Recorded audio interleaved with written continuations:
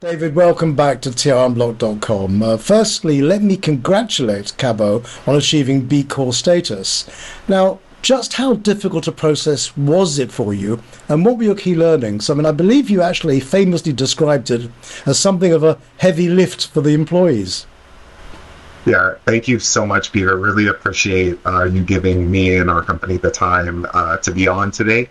It's always an honor, and also appreciate your very kind comments about achieving the B Corp status. Yeah, absolutely. This was quite a heavy lift. It took us many, many months to get everything together. All of our employees were engaged, some a lot more than others.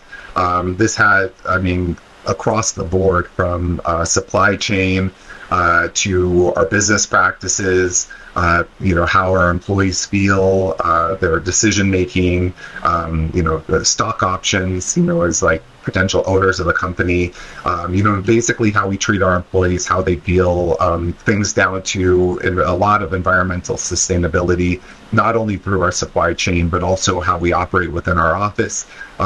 Things like, are we recycling? Do we have a green building that we're within? How do we even water practices? Are we on low water? In terms of our sink and bathroom usage. So, across the gamut, this was us being able to open up the kimono and really look at every inner function of the company.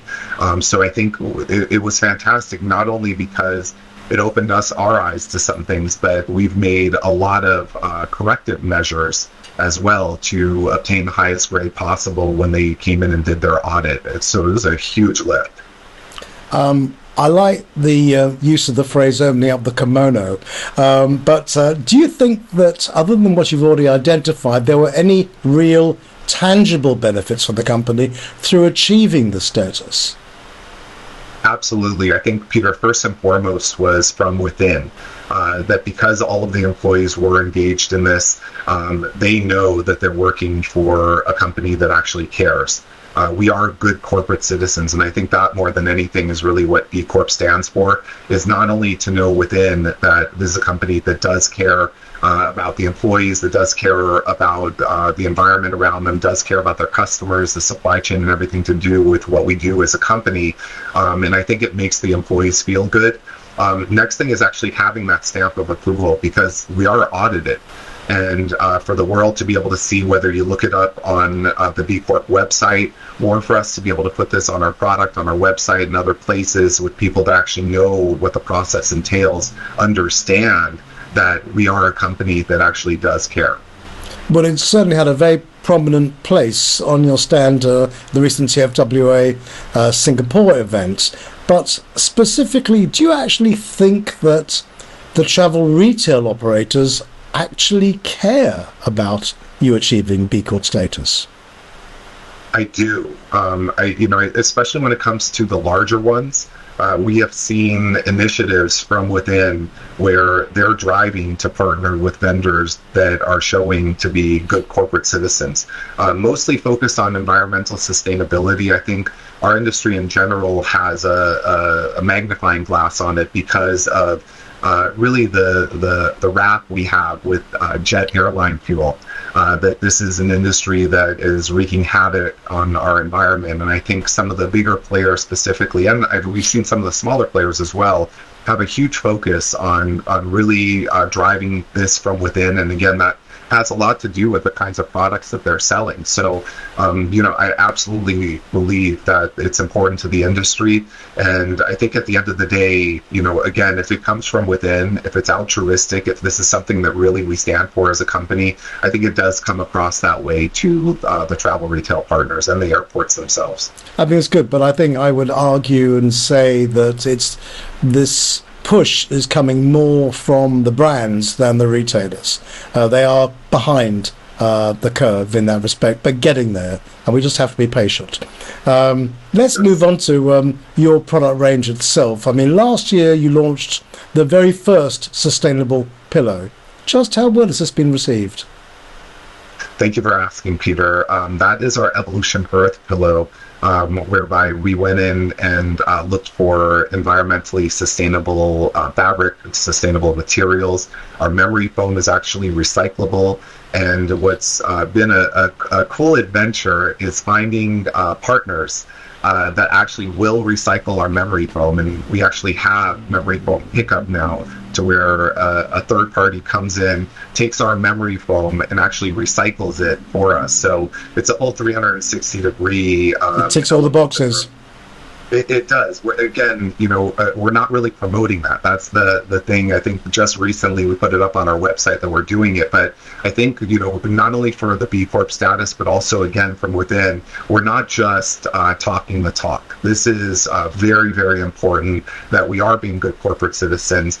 We understand that, look, at the end of the day, we'd love to be as carbon neutral as possible. We'll talk about Clean Hub in a little bit here. But it's really important for us to walk the walk, and that's what I believe we do with our sustainable pillow and in future products that we're making. This is at the forefront of our mind. How do we build products that are as environmentally sustainable as possible? Can you draw the line? It's been very well received. Yes. Sorry. How do you draw a line in terms of the other products in your portfolio? Can they be equally sustainable? Some of the products do pose challenges. When we get into some products that we have and that we're coming out with, they do contain plastic. And as I believe we're going to talk about here in a little bit, we've partnered with Clean Hub to not only become plastic neutral, but to actually, we're on the road to zero, whereby we're looking not only at what's in our products that contains plastic, but anything we use as an office.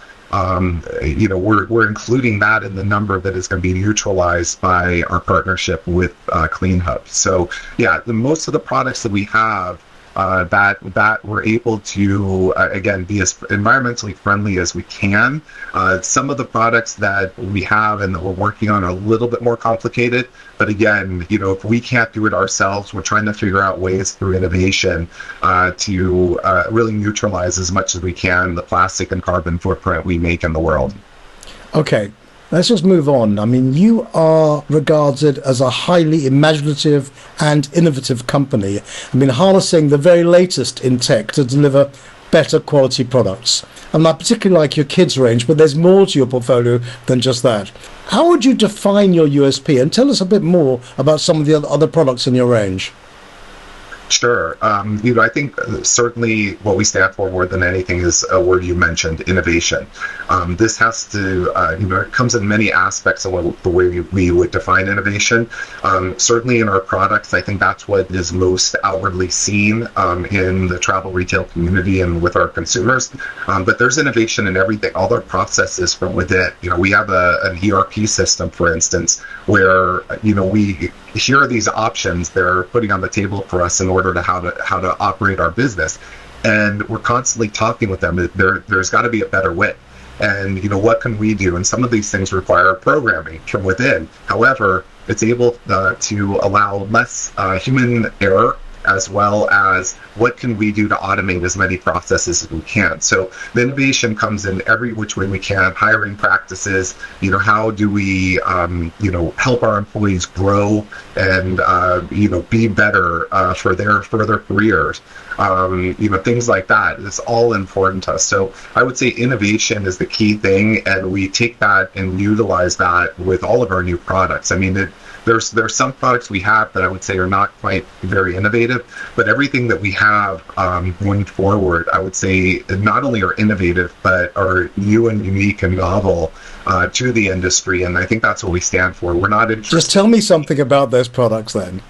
Tell us something. Well, I mean, I am sworn to secrecy with some of the new ones, but I promise you, Peter, you will be one of the first to know when the time comes. But I think, we're really trying to shake up the world. I mean, that's really what it comes down to. Again, it's not exciting to me to come out with a product that it ends up being a commodity product.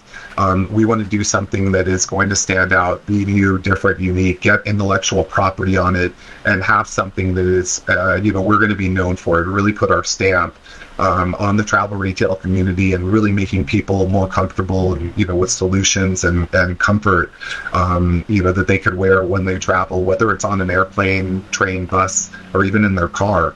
Very, very important for us to continue to push the industry. And quite frankly, we're inspired by others in the industry as well.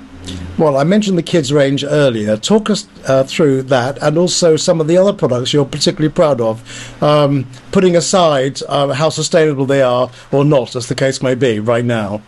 Sure. So we've been requested to have kids travel pillows for quite a few years. I think 2011 or 12, we did have a small range of kids pillows that we ended up discontinuing, and the voices kept getting louder and louder for us to include that in the line. So of course, what we did is we're not just going to come out with kids pillows. I do happen to think ours are quite cute, and I know that that's probably going to sell the product more than anything when the grandson or granddaughter or daughter or son or brother, whoever it is, or sister is asking their parents for something they really want because it's cute. Well, it's funky and it's fun. I mean, that's what they are. They are. Thank you, Peter.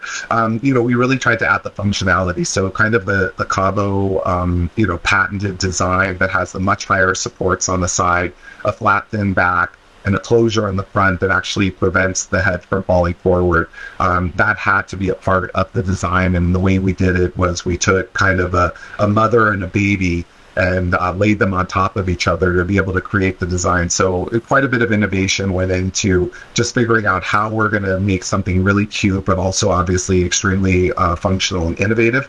The other product that I think I'd like to talk about is our Evolution Cushion, which is an inflatable seat cushion that's also patent pending. And what's great about this product is not only is it ergonomically designed, but when it's compressed, it fits into the included travel bag that's just over the size of a soda can. It'll hold 300 pounds of weight. And trust me when I tell you, we beat this thing up. It took us about 18 months to develop it. So we finally had something that was pretty much assured to be able to hold the weight and not leak. Some of the other solutions on the market that are quite popular commercially are either memory foam or gel pads, but those are very, very difficult to carry around because of their weight and their size, and they're just not feasible. Obviously, if you have a problem with your lower back or sciatica or something like that, you're pretty much forced to carry that around with you because the plane seats are quite uncomfortable.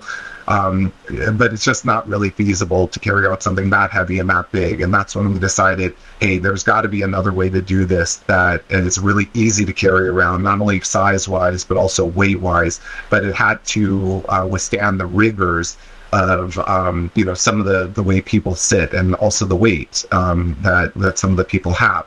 And so we started with that as the concept, and again, 18 months of a lot of rigorous testing, and we came out with a product. We're really excited for it, and it's done quite well so far for us. Well, I mean, clearly size matters, and actually if you think about its space sitting on any retailer's shelves, if it's going to be able to be, how can I best describe it, sandwiched in a much smaller space, you're going to get a lot more productivity for per square meter than you would otherwise.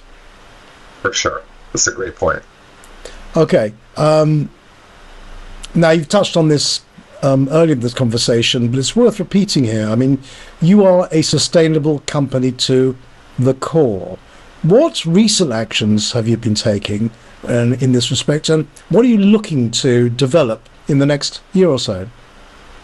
Sure. I think that recently we really dug into our supply chain practices, going into our factories, auditing them, and some of it has been required. We're working with some large retailers where, they're saying this is what we need in order to work with us. However, again, it doesn't feel right to us if it's kind of forced upon us. We want to do this for the right reason. So even even in these situations where we have very specific products into some of these big mass retailers that have quite stringent requirements for product testing and social audits on the factories, we've kind of taken that and moved it to all of our major suppliers. We do all kinds of product testing, whether it's the REACH test for Europe or Prop 65. We do this for all of our products. If for the kids' pillows, for instance, to be able to test to make sure that everything's healthy, we don't have carcinogens in our product. And quite frankly, it's been a long time since we ever had an issue with any of the chemicals being tested that they did not pass the test. So we like to say that we exceed all requirements on a global scale in terms of product testing. But I think, if we ever get a let's call it a positive test in any of the product testing, I mean, it would be cause to either leave the factory immediately that's making the product, or have a very serious conversation that they need to understand this can't ever happen again. So, I mean, digging into our supply chain practices, looking at the factory level, all the way down to how our products are shipped, being as environmentally conscious as possible with that. I think Peter, compressing our pillows and any products we can to lower our carbon footprint.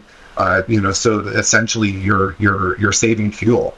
And you're allowing other additional products to get on the same container, and just lowering the carbon footprint anywhere we can. I think that's probably been the primary thing that we've been focusing on most recently in the last few months. Okay. Developing this point, do you actually think there is greenwashing by others in the travel essentials sector? And what do you think retailers should be looking for to see kind of what's real and what's not? I think there's always going to be a tendency, Peter, for companies to cut corners. And, I do believe in transparency. Again, the two companies that we're working with that I mentioned, B Corp, there's audits. I mean, they come in and they look, at everything to make sure that the company is doing what it says it's doing. Same with Clean Hub. You have full transparency. If you go onto their website, and I know we're going to talk about them in a little bit here, but you have the ability to watch the videos of people actually pulling plastic out of the waterways and weighing them. You talked about full transparency and complete audits. It's not just us saying this is what we're doing. It's like, if you don't believe us, here you go. Take a look. And, we like to be an open book like that. And that's what I would ask any of the people in the industry to look at. Are there actually audits? And is this going to be something that, people are able to see? Is there transparency, and not just making a statement? I invite, everybody in the industry to really take a look at that, make sure things are being done the way you're saying they're being done. Okay, let's move on and talk Clean Hub. Your involvement with it is well known. I mean, just please remind us of the purpose, why you remain involved, and why others should actually become involved. Thank you, Peter. Yes, we're quite proud of our relationship with Clean Hub. It's been about 2 years now. They're a Berlin-based company. And what they've done is they've partnered with companies in low socioeconomic communities in India, Indonesia, Kenya, and I believe there's one or two other countries. And basically what they've done is they have, these companies have essentially created jobs to pull plastic out of waterways. And step one for us is, how much plastic are we using as a company? As I mentioned, we were plastic neutral almost immediately upon working with them. But this year we've gone into this place of the road to zero, which means we're talking about all of the plastic that it is in our product. And of course, we measured this very conservatively to make sure that we're probably saying we're using more plastic than we are, in order to make sure that there's no questions about this. This is absolutely a conservative estimate, all the way down to what kind of plastic usage do we have as a company, in office, at people's homes even. And we take this number, and Clean Hub associates a dollar amount. in which they take from us, we give to them, and then they give to these companies in these low socioeconomic communities to hire people to pull the same amount of plastic, the same number of kilograms, which to date is 68,000 for us, out of the waterways. So not only are we creating jobs in low socioeconomic communities, we're particularly fond of our partnership with a company called Greenworms, which is women-owned and operated. They only hire women in places that normally they wouldn't be able to get jobs, or it would be highly challenging for them to get jobs.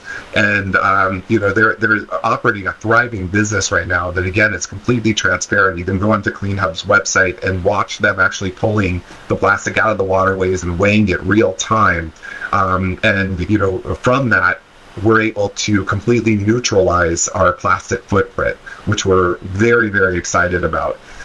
In terms of other companies, whether it's people on our side, on the vendor side, or people that are operating, travel retailers themselves or airports themselves, I would strongly recommend, taking a look at the partnership with Clean Hub.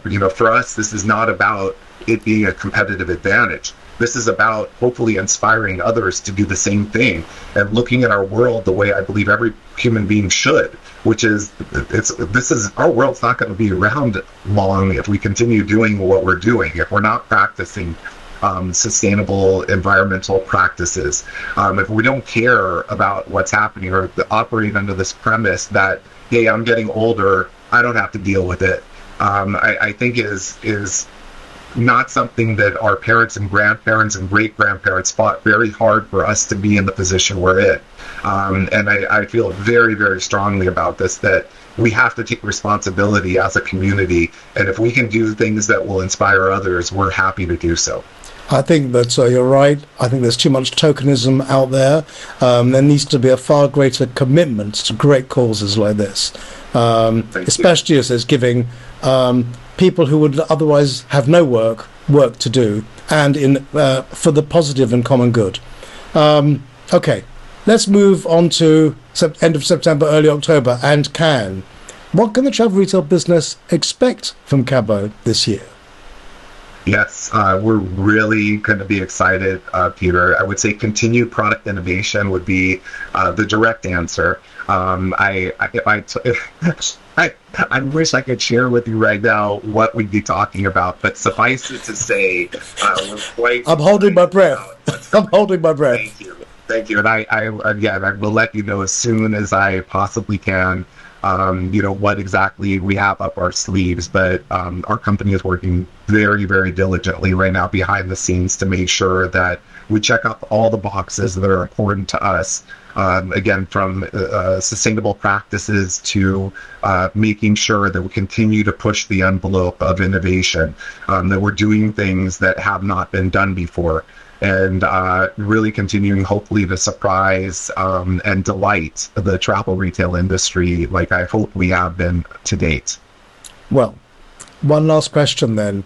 If there are three things you wanted to communicate to the business right now, what would they be? Thank you. That's an interesting question. I would say, first and foremost, certainly environmental sustainability. What we've talked so far on this call about, Peter, is really incredibly important to us. And again, my hope is that we can inspire in any way we can the movement towards doing the best we can to make the world a better place. The second thing is innovation. And again, I think what's important when talking about that is really focusing on ourselves. What can we do internally to innovate all of our practices, not just products, like I said, but everything about the company? Is there a better way to do this? One of the things that has always been kind of interesting and funny to me is you have a conversation with someone and say, let me hear from you. Why did you do it this way? And the answer is because this is the way it's always been done. No, but why are you doing it this way? Well, this is the way we've always done it. And, I try to question, that answer and say, is this the best way that it can be done? I understand why we've done it the way we've done it, but we have new technologies now. You've been doing it for X number of months or years. You've probably seen ways that we can make it better. Do you have any ideas that we can make this better? So to really be asking the why and how questions constantly, even if it's at the place of, we've come to an understanding 3 months ago that this is our best foot forward. This is an optimal way to do this. 3 months later, we might be talking a completely different game with the kinds of technologies that are now available, whether it be AI or some of the software programs that people have been working on. There's some brilliant programmers out there, and all you have to do is go out there and look. So, to really look at this from a perspective of innovation in every corner of the company is really important for us. That's what I would say is number 2. And then the third thing is really the partnership and camaraderie. Talking to you, Peter, and TR Unblocked, to be able to talk to our industry, whether it's travel retailers or fellow vendors, airports, everybody within our industry. How do we continue to develop partnerships and camaraderie to make our industry the best it can be? I don't look at competitors as problematic. Maybe that's because of my basketball background and knowing that I could be friends with our competitors. When we get on the court, it's going to be, we're going to both be wanting to win, but they're not my enemy. And, I'm completely, open to and appreciate any kind of partnership or camaraderie across the board within the industry. And I think if we get more of that, the industry is going to be able to move forward that much more powerfully. Well, I certainly hope the industry are listening. DavidSternlight, stirring stuff. Thank you for your time. Thank you so much, Peter. Again, appreciate all of your time as well. Great seeing you.